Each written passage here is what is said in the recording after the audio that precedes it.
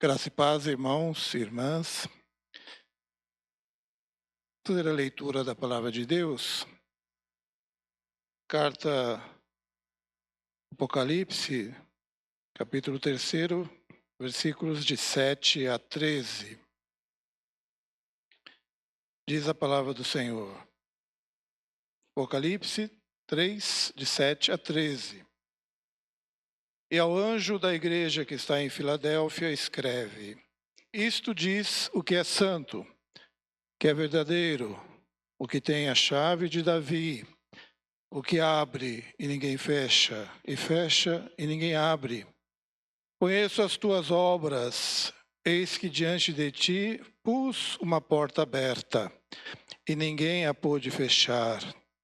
Tendo pouca força, guardaste a minha palavra, e não negaste o meu nome.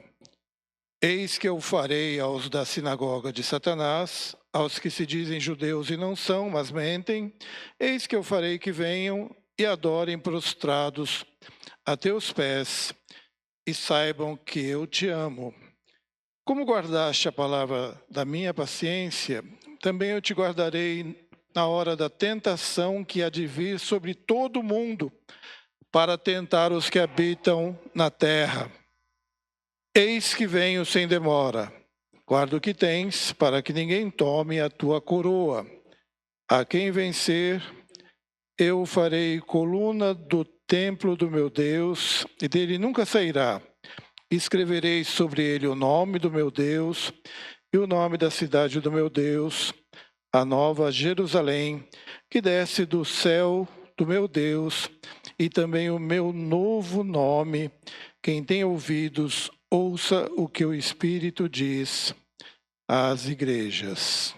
Amém? Podem sentar. Vou pedir aqui um pouco de água ao irmão Reverendo Gilmar. Quando ele traz a água aqui, eu vou dizer que é uma alegria poder estar com os irmãos aqui dessa querida igreja. Obrigado.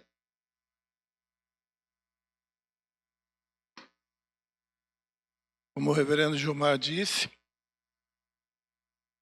esta igreja, templo antigo, 1980, eu fui seminarista aqui. Segundo ano de seminário, era seminarista, o pastor era o reverendo Antônio Coine, de Lençóis Paulista, então eu estava em Lençóis Paulista também e também em Agudos. Ficava uma semana lá, uma semana aqui. Coisa assim, um mês lá, um mês aqui, não sei como é que era. Mas tenho boas recordações daquele tempo. Era sempre hospedado na casa do saudoso presbítero Dionísio Santana, aqui, a dona Dilma, também nos acolhia lá, né? Seminarista, cabeludo, magrinho, e tinha essa alegria. Coincidentemente, quando estava fazendo seminário, o pai daquela reverenda, Juliana, foi meu colega de classe, reverendo Gilberto Santos Rodrigues. É, não? Seu tio, né? Não é nada? Ah, nossa, eu achei que era do seu pai. É um pai espiritual, então. Mas eu sempre tenho um vínculo, porque ele sempre fala de você e a gente mantém esse vínculo. E era uma alegria muito grande quando eu vinha para cá, na época o Ideraldo, né? Cadê o Ideraldo lá? Jovenzinho, ele é mais novo que eu, o Pércio também, né? Tem um grupinho aí de jovens que hoje são os jovens que viveram bastante já, né? Mas a alegria é muito grande. Estou com a Eunice aqui, minha esposa, e a gente está muito feliz nessa noite de participar do início das celebrações dos 120 anos dessa igreja. Amados irmãos, versículo 11 do capítulo 3 do texto de Apocalipse diz: Eis que venho sem demora, na carta dirigida à igreja de Filadélfia. Antes de tratarmos sobre o conteúdo da referida carta, é bom relembrarmos o panorama geral quando a revelação apocalíptica veio ao apóstolo João. Quando recebeu a revelação por volta do ano 95 da nossa era, João estava na ilha de Patmos, por causa da palavra de Deus e do testemunho de Jesus, diz lá no capítulo 1, versículo 9 de Apocalipse. Patmos é uma pequena ilha próxima à costa de Mileto. Apocalipse foi endereçado a 7 igrejas da Ásia Menor. Éfeso foi uma importante parada na segunda e terceira viagem missionária de Paulo. Ela competia com Êxito, com Esmirna e Pérgamo, outras igrejas mencionadas das 7 igrejas, para ser a principal cidade da Ásia Menor. Com Esmirna e as outras cidades mencionadas por João, Éfeso abraçou o culto ao imperador. Na época, o imperador era Domiciano, um dos mais cruéis imperadores romanos. Em Éfeso estava situado o templo de Ártemis. Pérgamo gabava-se de ter uma grande biblioteca e muitos templos pagãos. Sardes vivia de recordar seu passado de glórias. Filadélfia, a nossa carta de hoje, era conhecida por seus templos pagãos. E Laodiceia era um importante entroncamento de rota comercial, produtora de lã, onde tinha um centro de medicina oftalmológica, por sinal.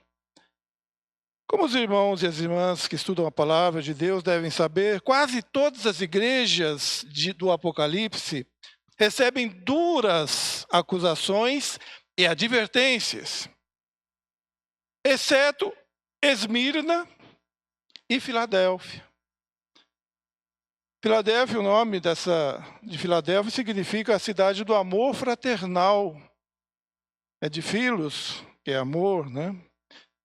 Filadélfia era uma igreja que, apesar de ter pouca força, ser uma igreja pequena, por assim dizer, guardava a palavra e não negava o nome de Cristo, diz a carta. Por isso o Senhor pôs para a igreja uma porta aberta. Dizia que ninguém podia fechar. Sendo fiel e perseverante na palavra, a igreja seria guardada na hora da provação que viria sobre o mundo. Mas recebe um alerta de Jesus, que disse: venho sem demora, conserva o que tens, para que ninguém tome a tua coroa. Neste contexto, irmãos, nós queremos fazer um link aqui com a realidade desta igreja. 120 anos, aqui foi aberta uma porta, Deus abriu uma porta, como fez com a igreja de Filadélfia. O reverendo Belarmino Ferraz, um dos fundadores da IPI lá em 1903, foi o pastor que iniciou o trabalho aqui. 120 anos de portas abertas para ser luz para esta cidade. Aí a gente poderia refletir sobre 3 aspectos. A igreja tinha as portas abertas que ninguém poderia fechar. Essa carta poderia ser dirigida, como eu disse, a esta igreja. E assim, ninguém pôde fechá-la, essas portas. Pode ter passado por dificuldades, por provações. Isso todos nós estamos sujeitos a acontecer na nossa vida. Mas jamais foram fechadas e jamais serão fechadas. Porque o Senhor manterá as portas dessa igreja sempre abertas. Abertas para quê? Para a proclamação do Evangelho da graça salvadora de Jesus. Abertas para que as pessoas sofridas, desamparadas, enfermas de corpo e de alma sejam acolhidas e restauradas. Abertas para que essa igreja seja de fato uma igreja relevante e importante para essa cidade de Agudos, sendo sempre uma igreja relevante para a sociedade, sendo uma igreja missional, que é bênção para aqueles que estão aqui dentro e bênçãos para aqueles que estão lá fora. Esse é o sentido da expressão igreja missional, para dentro e para os de fora. Não é só para nós aqui, não é só para esse grupo, não é só para essa comunidade de fé, mas ela tem que refletir para a comunidade onde ela está inserida, a cidade de Agudos. A igreja deve exercer sempre um ministério que possa alcançar os miseráveis desse tempo, do nosso tempo. Ela deve estar pronta para exercer o ministério da diaconia. Ela deve estar pronta para ser, de fato, uma igreja que leve a palavra salvadora para os corações das pessoas que estão angustiadas, as pessoas que estão fragilizadas e que estão passando por dificuldades. Por isso a gente não pode esquecer que o Senhor disse à igreja de Filadélfia, apesar de ter pouca força, sei que tem pouca força, mas ter pouca força não significa que ela não pode exercer o ministério que a ela foi confiada. Por isso que esta igreja, 120 anos, tem realizado e tem cumprido com aquilo que o Senhor confiou para ela. Assim, irmãos, as portas foram abertas, mas com propósitos.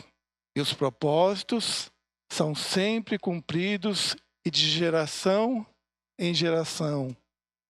Nós temos aqui algumas gerações aqui, né, presentes.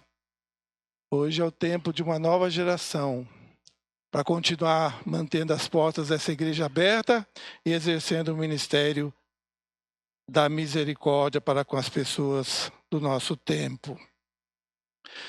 Portas abertas na hora da provação, diz a palavra que a igreja era guardada pelo Senhor.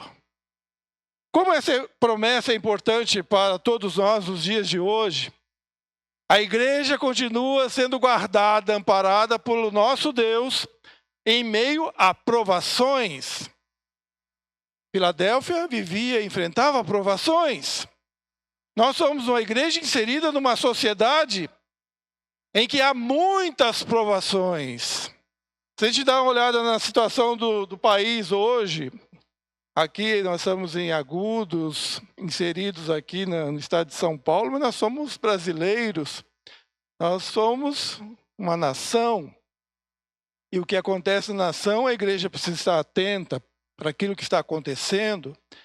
A gente der uma olhada rapidamente para saber, o Brasil continua sendo um dos países mais desiguais do mundo. Há desigualdade social e econômica. Riqueza, renda e pobreza é muito desproporcional. Poucos concentram grandes fortunas, enquanto muitos, milhões e milhões, padecem na pobreza ou extrema pobreza. As pessoas aí buscam e lutam para ter um emprego, para poder sustentar a sua família. A gente sabe quantas dificuldades isso existe. Os serviços que o Estado fornece também são muitas vezes precários. E as pessoas ficam correndo atrás, padecendo muitas vezes, porque não encontram, né, aquilo que precisam. Falar da educação, da qualidade da educação, a gente vai avaliando. Há muitas desproporções, mas é preciso a gente analisar que há dificuldades, há problemas nisso, há desigualdades regionais, né? As pessoas que estão no norte, no nordeste, é uma realidade muito diferente daquelas que vivem no sudeste, no sul. Por que há tanta desigualdade? Por que as pessoas têm dificuldade de ter acesso à educação de qualidade? Saúde pública, problemas crônicos que enfrentamos também. Segurança. A segurança hoje, mais do que nunca, aflige toda a sociedade, e nós estamos inseridos nesse meio também. Enfim, vivemos um país polarizado, todo mundo sabe disso ainda, né? 50%, está tudo assim no meio a meio, e se fosse uma situação de respeito, né, ideias diferentes, opiniões políticas diferentes, e se houvesse respeito, seria tudo bem, normal, numa sociedade democrática, mas às vezes as pessoas acabam se tornando inimigas por conta de ideias diferentes. E é uma preocupação muito grande com a juventude do nosso Brasil. A gente sabe que os jovens, hoje as crianças, jovens, adolescentes e jovens, estão sendo atingidas. E a gente que falava muito bem quando chegou a internet, que bênção a internet. Hoje a gente sabe a grande ameaça que é a internet para as nossas crianças, para os nossos adolescentes. Há uma preocupação generalizada. A igreja está nesse contexto, irmãos, nós não podemos esquecer disso. São problemas que afligem as nossas vidas, afligem a nossa comunidade, afligem a nossa sociedade. E o que fazer? Nós somos uma igreja do Senhor. Eu acho que a grande saída, mais do que nunca, além de estarmos com os nossos pés fincados, firmes na rocha que é Cristo, nós devemos mais do que nunca estarmos exercendo o ministério da intercessão. Para isso que existe o Movimento Nacional de Oração. Eu sei que aqui vocês estão vinculados a ele. Nós temos torres de oração hoje pelo Brasil todo. E esses temas todos que eu estou mencionando são sempre alvos, são sempre colocados como motivos de oração. Porque nós não podemos nos esquecer de orar pela nossa pátria, para que Deus venha com o seu Espírito e traga paz, que traga discernimento para os nossos dirigentes. E aí a gente fala do nível federal, estadual e local. Todos nós precisamos orar pelas autoridades. A Bíblia diz isso, orai pelas as autoridades constituídas, porque elas precisam do discernimento, precisam da direção de Deus para conduzir os rumos da nação, do estado e do município. Irmãos, em tempos de grandes angústias, deveremos fazer o que os irmãos da igreja de Filadélfia fizeram. Eles guardaram a palavra de Deus no coração e vivenciaram uma fé perseverante em Cristo Jesus.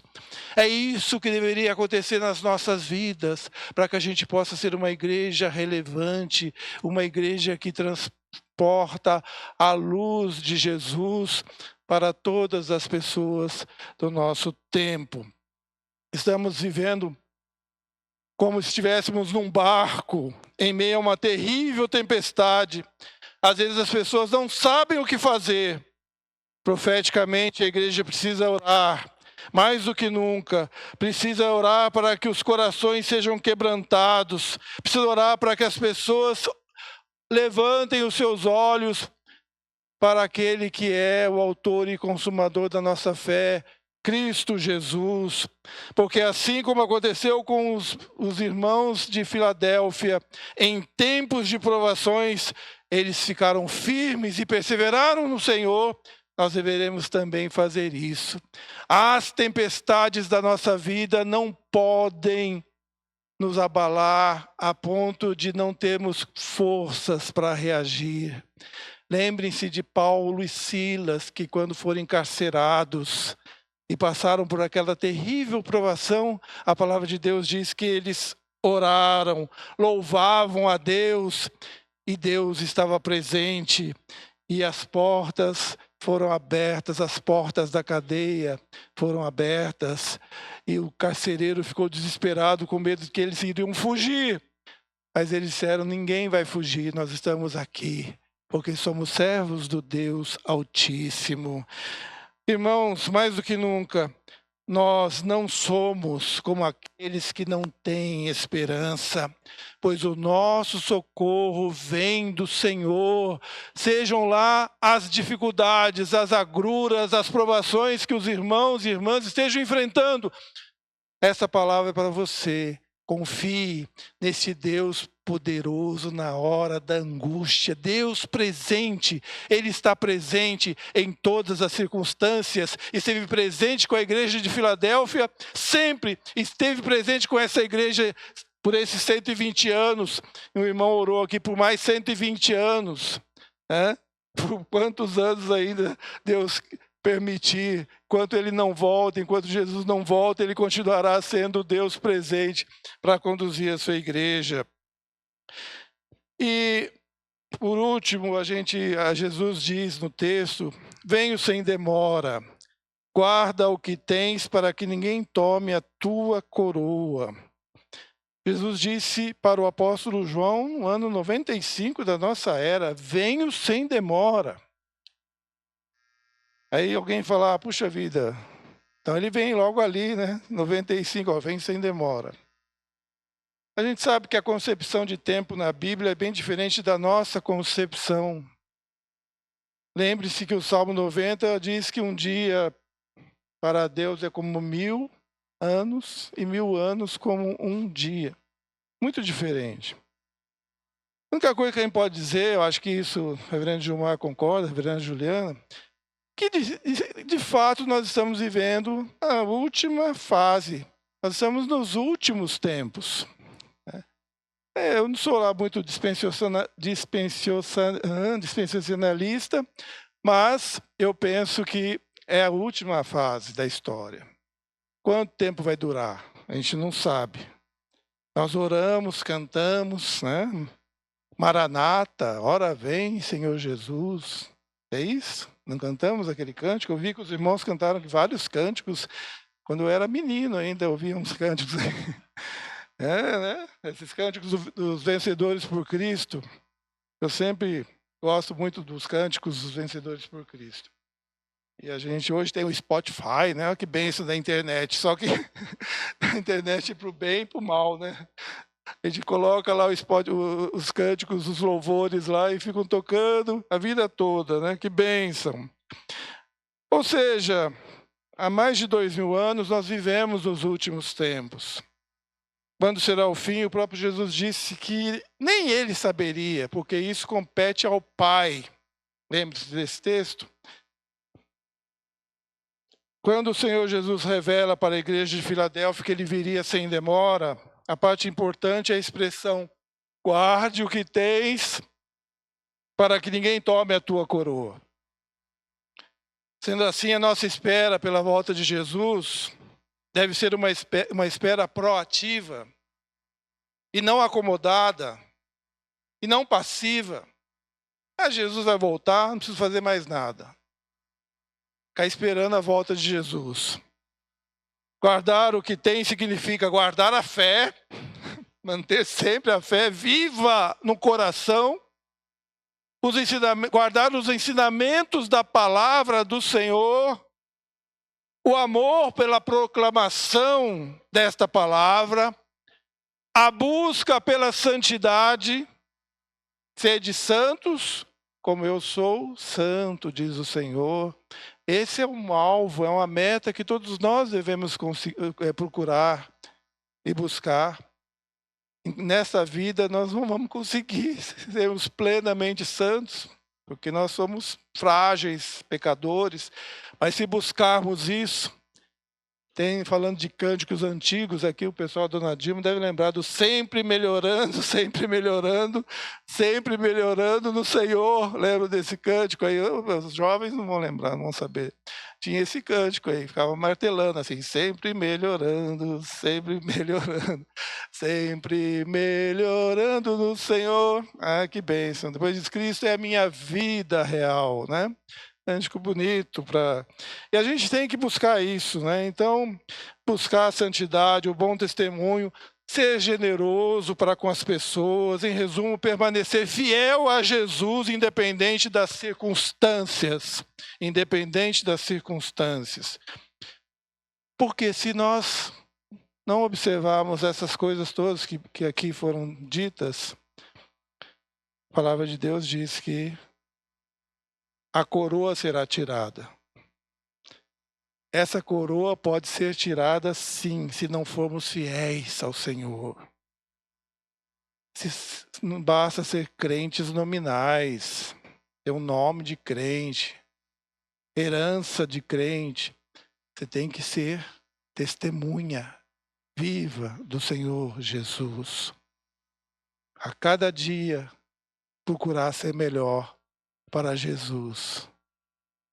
dia mais, buscando isso, para agradar ao Senhor. A igreja de Filadélfia e a IPI de Agudos têm muito em comum. As suas portas permanecem abertas. Não importa o tempo, porque quem abriu as portas foi o próprio Senhor Jesus. Independente de ter muito ou pouca força, né? Muitos ou poucos recursos financeiros, ter muitos ou poucos membros, não importa. A igreja é guardada e amparada, sejam em dias de paz, sejam em dias de grandes aflições. Parece que são mais aflições do que paz nesses tempos. Às vezes parece isso, né? Mas Deus estará guardando a igreja. E a igreja conserva o testemunho fiel a Cristo. Por isso, queridos irmãos e queridas irmãs, ninguém tomará de nós a coroa da salvação, pois tudo o que fizermos será pela coroa real do Salvador. Amém? Que Deus abençoe a vida de vocês, que Deus abençoe o conselho da igreja, o reverendo Gilmar, a reverenda Juliana, os presbíteros e presbíteras, toda a liderança, e que, como orou o irmão, que outros 120 anos cheguem. Amém? Deus abençoe.